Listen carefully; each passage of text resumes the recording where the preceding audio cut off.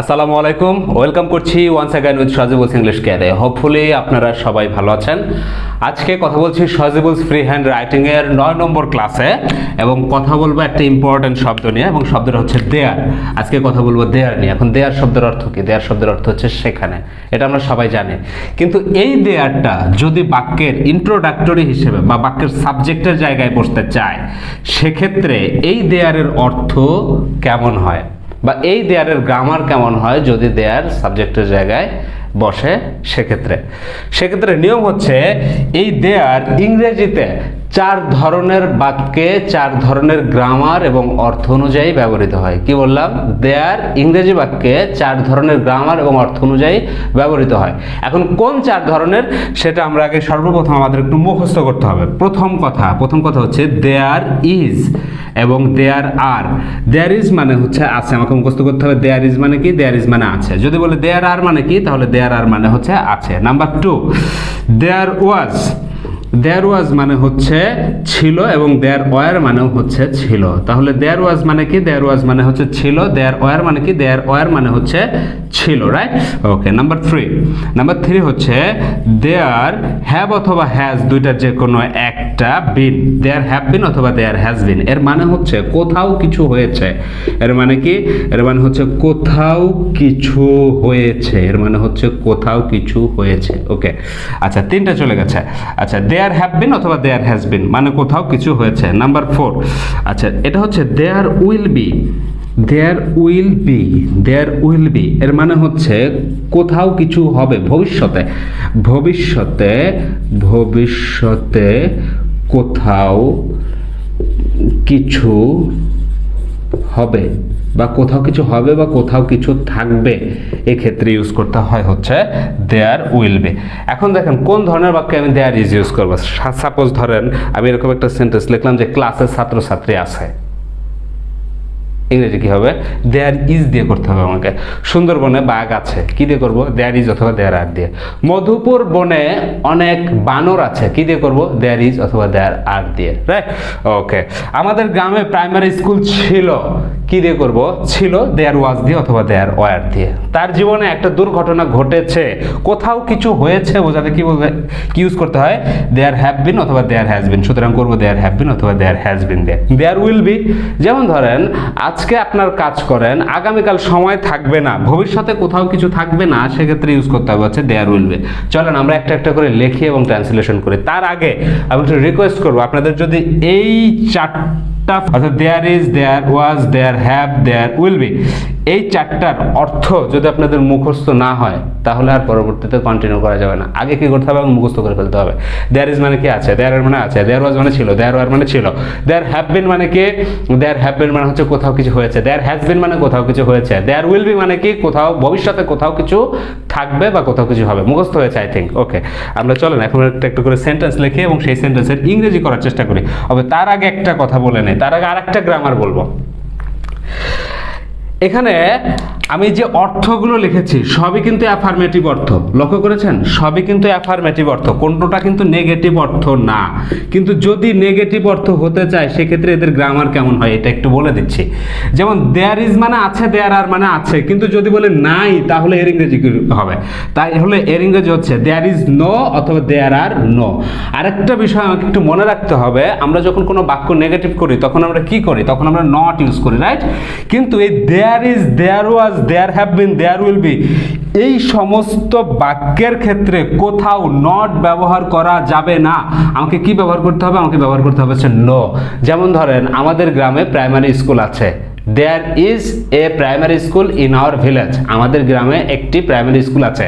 আমাদের গ্রামে কোনো প্রাইমারি স্কুল নাই, তাহলে there is not a primary school না, there is no a primary school. There is no a primary school, not হবে না, মনে থাকবে?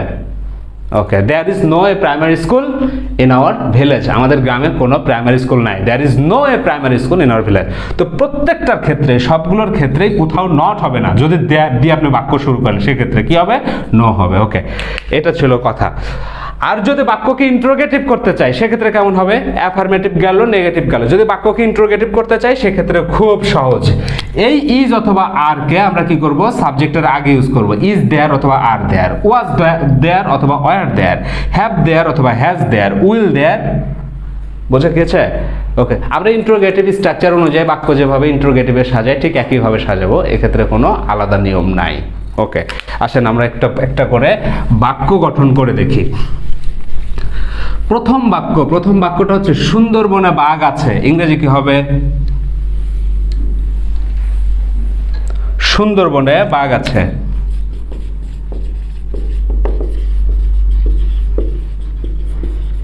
আচ্ছা, এখন আছের ইংরেজি কি? আছের ইংরেজি হচ্ছে দেয়ার ইজ অথবা দেয়ার আর। এখন আমার প্রশ্ন হচ্ছে, এই দেয়ারের পরে ইজ হবে নাকি দেয়ারের পরে আর হবে? একটা প্রশ্ন। দেয়ারের পরে ওয়াজ হবে নাকি দেয়ারের পরে ওয়ার হবে? দেয়ারের পরে হ্যাভ হবে নাকি দেয়ারের পরে হ্যাজ হবে? আমি কখন কোনটা ইউজ করবে? এটা কিন্তু একটা গুরুত্বপূর্ণ প্রশ্ন, রাইট? আচ্ছা, এই প্রশ্নের উত্তর হচ্ছে এটা নির্ভর করবে এর পরবর্তী যে নাউনটা থাকবে, অর্থাৎ এই ইজ অথবা আর এর পরবর্তী, ওয়াজ অথবা ওয়ার এর পরবর্তী, হ্যাভ অথবা হ্যাজের পরবর্তী, অথবা উইল বির পরবর্তীতে যে নাউনটা থাকবে, এই নাউনটা যদি সিঙ্গুলার হয় তাহলে ভার্বটা হবে সিঙ্গুলার। আমরা জানি এস যুক্ত ভার্ব সবসময় সিঙ্গুলার। যদি নাউনটা সিঙ্গুলার হয় তাহলে হবে হচ্ছে ইজ, আর যদি নাউনটা প্লুরাল হয় তাহলে হবে হচ্ছে আর। এখন দেখেন, সুন্দরবনে বাঘ আছে, সুন্দরবনে বাঘকে একটা থাকে না অনেকগুলো থাকে? নরমালি একাধিক থাকবে। সুতরাং আমি যদি এখানে টাইগার্স লিখি, তার মানে এই টাইগার্সটা কি সিঙ্গুলার না প্লুরাল? এই টাইগার্সটা হচ্ছে প্লুরাল। সুতরাং ইজ হবে নাকি আর হবে? সুতরাং আর হবে, কারণ টাইগার্স প্লুরাল, সুতরাং ইজ এখানে সঠিক না। কিন্তু আমাদের গ্রামে দেয়ার আর টাইগার্স কোথায়? ইন সুন্দরবন। সুন্দরবনে, এ মানে হচ্ছে in Sundarban, S A R Sundarban, BAN। আচ্ছা, কিন্তু যদি বলে আমাদের গ্রামের প্রাইমারি স্কুল আছে, একটি প্রাইমারি স্কুল আছে, সেক্ষেত্রে কি লিখবো? দেয়ার। এখন প্রাইমারি স্কুল কয়টা আছে? একটা। সুতরাং ইজ হলো, এই দেখেন সিঙ্গুলার দিলাম, আমি ইজ দিলাম, আর কিন্তু দিলাম না। কেন? কারণ হচ্ছে প্রাইমারি স্কুল একটা। There is a primary school, primary SCH school in our village. আচ্ছা, এখন এই যে বাক্যটা লিখলাম, এই বাক্যটাকে আমি যদি একটু প্রশ্নবোধক করতে চাই যে আমাদের গ্রামে প্রাইমারি স্কুল আছে, এখন কেউ যদি প্রশ্ন করে, এই তোমাদের গ্রামে কি প্রাইমারি স্কুল আছে? এই সেন্টেন্সের ইংরেজি কি হবে? তোমাদের গ্রামে কি প্রাইমারি স্কুল আছে? সেক্ষেত্রে কি আমি যদি ইন্ট্রোগেটিভ করতে চাই, কি বলেছিলাম? ওই যে অক্সিলারি ভার্বটা, এই অক্সিলারি ভার্বটা সাবজেক্টের আগে বসায় দিলেই হবে। অর্থাৎ এই ইজটা এখান থেকে তুলে এখানে দিয়ে এখানে একটা ইন্ট্রোগেটিভ সাইন দিলেই হবে যে is there a primary school in your village. আচ্ছা, ইওর দিলাম। এখন তোমাদের গ্রামে কি প্রাইমারি স্কুল আছে? In your village. তোমাদের গ্রামে কি কোনো প্রাইমারি স্কুল আছে? বোঝা গেল? ওকে, এখন তোমাদের গ্রামে কতগুলো প্রাইমারি স্কুল আছে? তোমাদের গ্রামে কতগুলো প্রাইমারি স্কুল আছে? সেক্ষেত্রে আমি কি করব? ওই যে ইন্ট্রোগেটিভের স্ট্রাকচার অনুযায়ী শুরুতে হচ্ছে WH কোশ্চেন, তারপরে কি? তারপর হচ্ছে AXV মানে অক্সিলারি ভার্ব, তারপরে কি? তারপর হচ্ছে সাবজেক্ট, তারপরে কি? তারপর হচ্ছে মেইন ভার্ব, রাইট? এইভাবেই তো আমরা যাই। ওকে, তারপরে লিখি হাউ মেনি। এখন অক্সিলারি ভার্ব দেওয়ার আগে কি হুইচ এবং হাউ মেনির ক্ষেত্রে আলাদা নিয়ম ছিল, যেটাগুলো আমরা আলোচনা করেছিলাম সজিবুল ফ্রি হ্যান্ড রাইটিং এর 2 নম্বর ক্লাসে। অর্থাৎ ইন্ট্রোগেটিভে কিভাবে বাক্য গঠন করতে হয়, ইম্পারেটিভ কিভাবে বাক্য গঠন করতে হয়, এক্সক্লেমেটরিতে কিভাবে বাক্য গঠন করতে হয়, এগুলো নিয়ে আমরা কিন্তু সজিবুল ফ্রি হ্যান্ড রাইটিং এর 2 নম্বর ক্লাসে আলোচনা করেছিলাম। সুতরাং এই জায়গাগুলোতে যাদের সমস্যা আছে অবশ্যই এই ক্লাসটা আমি একটু রেফার করব। How many primary schools?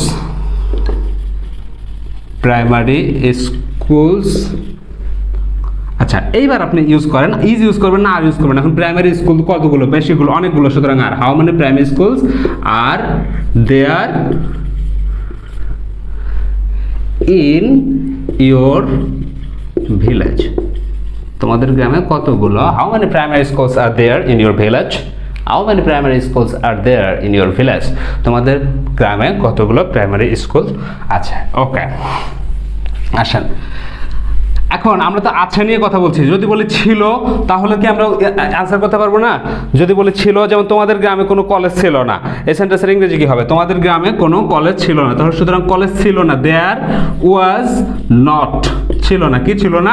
কোনো কলেজে। দেয়ার ওয়াজ নট হবে না নো হবে? দেয়ার ওয়াজ নট হবে নাকি নো হবে? দেয়ার ওয়াজ নো হবে, রাইট? কিছুক্ষণ আগে কিন্তু বলছিলাম যে দেয়ার যুক্ত বাক্যে কখনোই নট হবে না। There was no primary school. In your village. তোমাদের গ্রামে কোনো প্রাইমারি স্কুল ছিল না। ওকে, বোঝা গেছে? আচ্ছা, কিন্তু এক্ষেত্রে একটা গুরুত্বপূর্ণ নোট আমি একটু বলে দিতে চাই, সেটা হচ্ছে তোমাদের গ্রামে কি কোনো প্রাইমারি স্কুল ছিল না? ইন্ট্রোগেটিভ এবং নেগেটিভে যদি বাক্যটা করতে চান আপনি, সেক্ষেত্রে এই ওয়াজ নোটটা আমি এখানে নিয়ে আসলাম, নিয়ে আসে ওয়াজটা কোথায় দেবো? শুরুতে দেবো। ওয়াজ এক্ষেত্রে N apostrophe T. wasn't there, এখানে দেয়ারটা ছোটদের, wasn't there primary school in your village, এখানে অ্যানি দিলাম, শব্দটা শুনতে আরো ভালো শোনা গেল। যেহেতু ফ্রি হ্যান্ড রাইটিং এর ক্লাস, সুতরাং আমরা বাক্য বিভিন্নভাবে সাজানোর চেষ্টা করছি। wasn't there any primary school in your village, তোমাদের গ্রামে কি কোনো প্রাইমারি স্কুল ছিল না? wasn't there any primary school in your village, তোমাদের গ্রামে কি কোনো প্রাইমারি স্কুল ছিল না? ওকে, এখন যদি একটা বাক্য লিখি যে ওই যে শুরুতে যেটা বলছিলাম যে তার জীবনে একটা বড় দুর্ঘটনা ঘটেছে, তার জীবনে একটা দুর্ঘটনা ঘটেছে, এই সেন্টেন্সের ইংরেজি কি হবে আপনারা বলেন? তার জীবনে একটা দুর্ঘটনা ঘটেছে, ইংরেজি কি হবে? তার জীবনে একটা দুর্ঘটনা ঘটেছে। কোথাও কিছু হয়েছে বোঝাতে কি ইউজ করতে হয়? শুরুতে কিন্তু মুখস্থ করিয়েছি যে দেয়ার হ্যাভ বিন অথবা দেয়ার হ্যাজ বিন।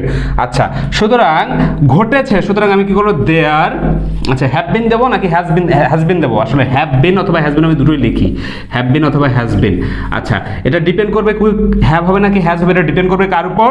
ডিপেন্ড করবে পরবর্তী নাউনের উপর। আচ্ছা, তার জীবনে কি ঘটেছে? একটি দুর্ঘটনা ঘটেছে। এটা সিঙ্গুলার না প্লুরাল? এটা সিঙ্গুলার, সুতরাং সঠিক কোনটা? সঠিক হচ্ছে হ্যাজ, হ্যাভ হবে না। ওকে, তাহলে there has been an accident. Accident, আচ্ছা কোথায় হয়েছে? তার জীবনে হয়েছে। জীবনে এ মানে এ মানে অন্তস্থয়কার সমান সমান হচ্ছে ইন, তাহলে ইন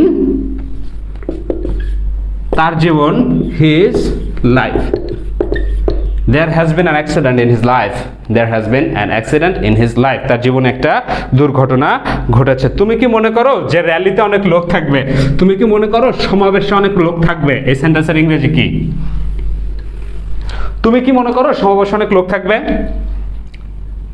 আচ্ছা, তুমি কি মনে করো বাদ দিলাম, কারণ এটা হচ্ছে প্রেজেন্ট ইনডিফিনাইট টেন্সের একটা ইন্টারোগেটিভ সেন্টেন্স। সমাবেশে অনেক লোক থাকবে, এটার ইংরেজি কি হবে? সমাবেশে অনেক লোক থাকবে। সমাবেশে অনেক লোক থাকবে, এই সেন্টেন্সের ইংরেজি কি হবে? সমাবেশে অনেক লোক থাকবে। কি হবে ইংরেজি? কি বলেছিলাম? ভবিষ্যতে কোথাও কিছু ঘটবে, ভবিষ্যতে কোথাও কিছু থাকবে, বা ভবিষ্যতে কোথাও কিছু হবে, সেক্ষেত্রে কি বসে? সেক্ষেত্রে বসে হচ্ছে দেয়ার উইল বি। তাহলে দেয়ার উইল বি, থাকবে। আচ্ছা, ভবিষ্যতে থাকবে, কি থাকবে? অনেক লোক থাকবে। a lot of people, a lot of people। কোথায় থাকবে? সমাবেশে থাকবে। রেল সমাবেশে, সমাবেশে, at the rally। কোথায় থাকবে? সমাবেশে অনেক লোক থাকবে। আচ্ছা, কালকে আমার সময় থাকবে না। কালকে সময় থাকবে না, কালকে সময় থাকবে না, এই সেন্টেন্সের ইংরেজি কালকে সময় থাকবে না। কালকে সময় থাকবে না, আগামীকাল সময় থাকবে না। আগামীকাল সময় থাকবে না, এই সেন্টেন্সের ইংরেজি কি? আগামীকাল সময় থাকবে না। কি ইংরেজি? আগামীকাল সময় থাকবে না। কি বললাম? ভবিষ্যতে কোনো কিছু থাকবে না বা ঘটবে না, এই সমস্ত ক্ষেত্রে কি বসে? There will be. তাহলে দেয়ার উইল বি। আচ্ছা, এখন থাকবে না, নেগেটিভ সেন্টেন্স, তাহলে দেয়ার উইল বি কি বলেছিলাম? নট হবে না নো হবে?